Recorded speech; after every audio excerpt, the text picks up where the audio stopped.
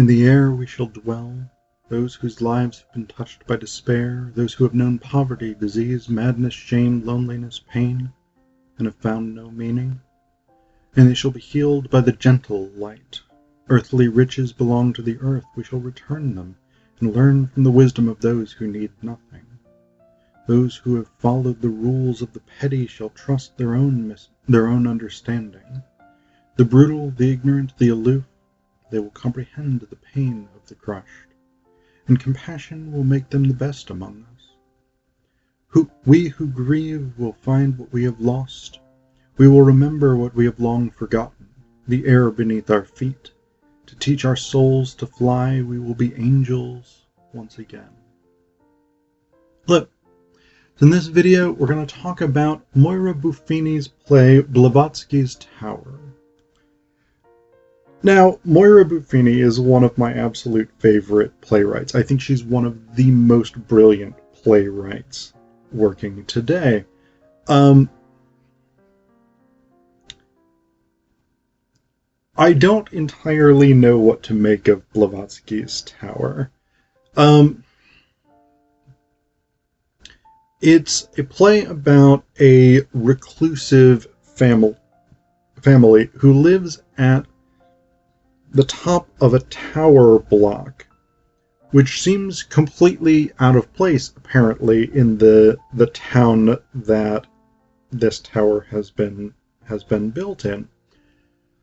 The father is the architect who designed the building, and when it didn't meet his high ambitions for how glorious it would be, he turned his back on the world and has lived in this top floor sort of penthouse type apartment without coming out for decades or so.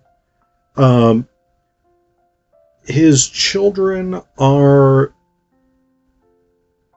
odd and interesting. The oldest daughter, Audrey, is the one who goes out and has a job and brings stuff back, but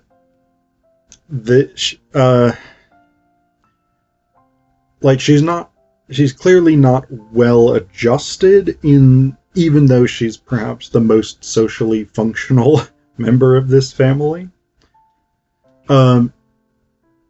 There's the brother, Roland, who is the middle child. He also never goes out. But Audrey explains, my father doesn't go out because he's turned his back on the world. Roland's a little more positive. He's actually made a philosophical decision to stay in. And basically, Roland is attempting to write a philosophical theory of everything, and he believes that going out and actually having contact with other people would potentially contaminate that work.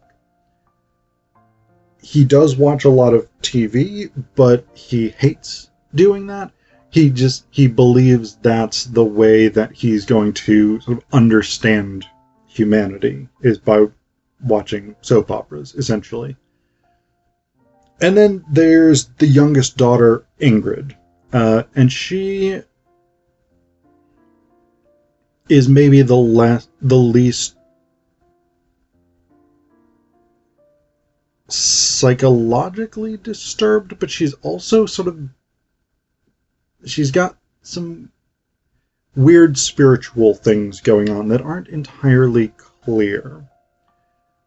So she largely cares for their father. She's the sort of primary caregiver, particularly when Audrey has gone out to work. She records all of the things that he says and dreams. So basically, like, he's this sort of weird mystic visionary, who's also ethically committed to a life of suffering. Like, they don't really have any furniture, and certainly no comfortable furniture. He does not allow himself to leave. All this stuff. He's also blind, but that's sort of unrelated to his philosophical choice to lead a life of suffering. But because he is this sort of mystic visionary who loves classic literature like Milton's Paradise Lost, Gerard Manley Hopkins, etc., people who have these sort of spiritual interests or religious interests. And so Ingrid writes down everything he says and all of his visions and things like this. She also loves the rooftop garden. And that's a space, that's an interesting space because we actually never see it, but it's really quite central thematically to the play. Because it represents a kind of freedom for her. She actually explains her love of the garden.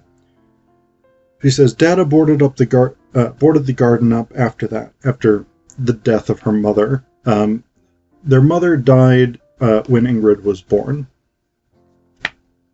And all throughout my childhood, I never knew it was there. I discovered it one winter afternoon when I was 16. I'd resolved to end my life, and in order to gain the maximum dramatic effect, I decided to dress nicely and hurl myself off the roof. I broke open the door and pulled myself up into a new world.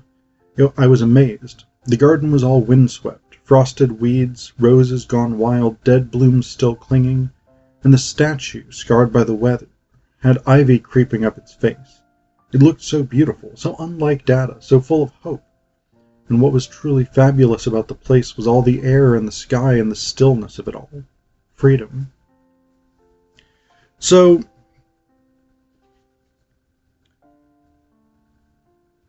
this is a family that collectively have chosen suffering largely.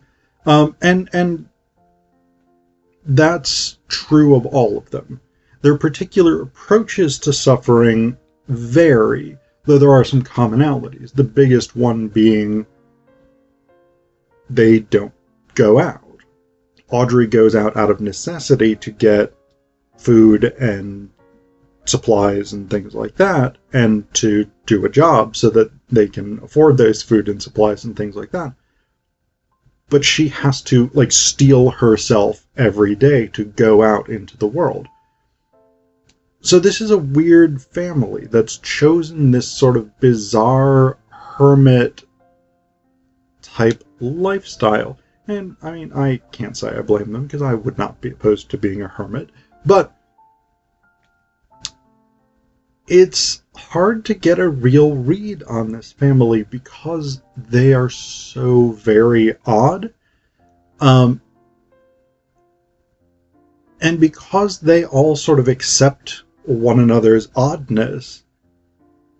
It's weird, though, as well, because there are times when Audrey, especially to Roland, is like, when I see you the way that other people see you, I'm deeply ashamed. So you get these kinds of moments where, it's clear that there's some sort of dysfunction, but also, these family members each kind of defend the others. And the person that they defend themselves in relation to is Dr. Tim Dunn, whom Audrey brings up at the beginning of the play to try and help their father, who's dying. And he represents the sort of voice of, here's what normal people think and do, and how normal people would react to the craziness that's going on in this apartment, and the bizarreness of the way that this family has chosen to live. And it's interesting because Dunn is not necessarily an entirely admirable character either. He does a lot on behalf of the Blavatsky family, especially after their father dies. He does a lot of the arranging of funeral arrangements and a headstone and all these things. But at the end of the play, Roland accuses him of just wanting to have sex with Ingrid.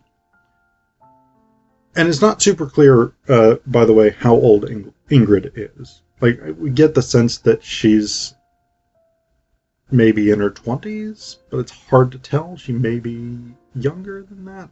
It's not super clear.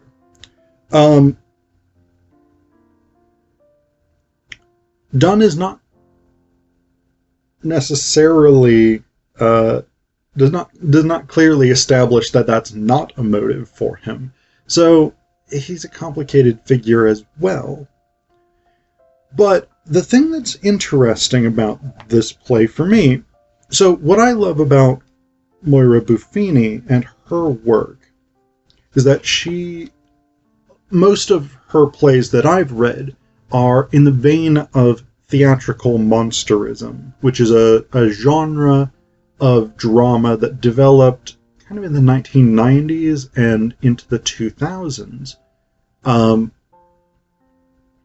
What it largely tries to do is to take theater out of the very narrow world that a lot of post-World War II drama experiences. There's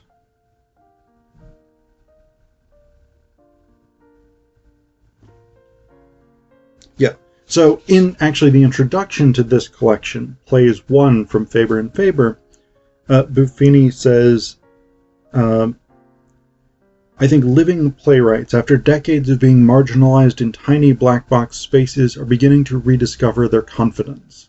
We are remembering that the stage is a world and not just a room within a room. So that really is kind of central to what monsterism is all about, is it tends to be very big casts, very big ideas, socially engaged ideas. But Blavatsky's Tower is kind of not. Blavatsky's Tower has a cast of 5. The 3 children, the doctor, and the father.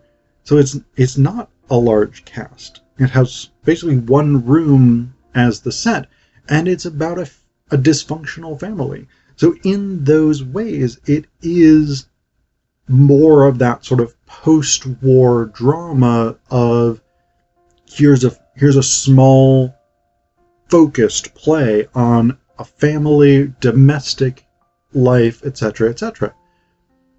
But even in this very early play in Buffini's career, we see some of those big ideas being explored, particularly ideas about spirituality and the supernatural, or I don't know, the supernatural is maybe not the right word because that suggests like ghosts and things like this, whereas really this is more about like spirituality, and the play uses the term angels, but it's not clear that this is angels in the sort of Judeo-Christian religious sense of like divine heavenly beings, more like disembodied energy, something like that. It's hard to really narrow down exactly what it means, but one of the things that happens in the play is that when their father is dying, and then when he dies, Ingrid is out in the garden and she experiences this sort of ecstatic vision of these angels, which prior to this her father had seen, but none of the children had ever seen. So Ingrid experiences this vision, and basically she becomes convinced that she can lay her hands on her father's corpse and bring him back to life. But she explains this idea, or this experience here. She says, "Their light, which I'd first seen as an outside thing, began to fill me completely. I stopped looking with my eyes, yet it was so intense, this light, that it started to cause me pain. They began to tell me things, without a voice. Everything fell into place. I knew that Dada was dying, and I knew the moment he was dead. They said it was the sign of a beginning. You don't understand, do you? And then a little bit later, the doctor asks when she passed into unconsciousness, and she says, I don't remember. I came round and found myself lying in the garden, and the first thing, the only thing I was conscious of were the words beating in my head, in my blood, in you is the infinite power of life. So we get these sort of bizarre moments where we have this weird spirituality, and it's not clear whether this is some sort of delusion, hallucination, whatever it is, or whether these are genuine spiritual experiences. And this is especially a gray area at the end of that scene, because Audrey is really reluctant to let Ingrid try and raise their father from the dead. And when finally Ingrid is allowed to do it, nothing happens. But the stage directions at the very end of the play, very end of the scene, when everybody has left the stage except Roland, says, Roland puts his head on Blavatsky's chest. He tries to lift the old man's arms around him. He holds him in an embrace. Blavatsky's hand moves. He exhales deeply. Roland is paralyzed with fear. Blavatsky inhales. He breathes. Roland, overcome with panic and terror, grabs the pillow from under Blavatsky's head. He smothers him. So, even in this play, which, of all the plays by Buffini that I've read, this is the closest to the sort of small-scale claustrophobic family drama that characterizes so much post-war theater. Even here, we're dealing with some big ideas. So, even in this play, I think in a way, this is before Buffini sort of figures out what she really wants to do. As a playwright, that is. We see the signs of this sort of move into monsterism with its big ideas.